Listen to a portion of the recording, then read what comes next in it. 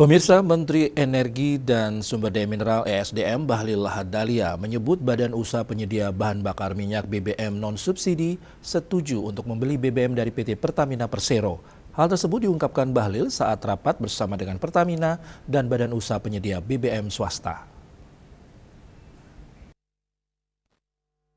Dalam konferensi persnya di kantor ESDM, Menteri Energi dan Sumber Daya Mineral (ESDM) Bahlil Lahadalia menyebut Badan Usaha Penyedia Bahan Bakar Minyak (BBM) non-subsidi setuju untuk membeli BBM dari PT Pertamina Persero. Hal tersebut diungkapkan Bahlil di saat rapat bersama dengan Pertamina dan Badan Usaha Penyedia BBM swasta. Bahlil menjelaskan stok BBM nasional masih cukup untuk 18-21 hari. Seperti diketahui, selama beberapa pekan terakhir SPBU swasta mengalami keterbatasan pasokan BBM karena telah habisnya kuota impor dari yang telah ditetapkan pemerintah. SPBU swasta tersebut meminta tambahan kuota impor BBM hingga akhir tahun.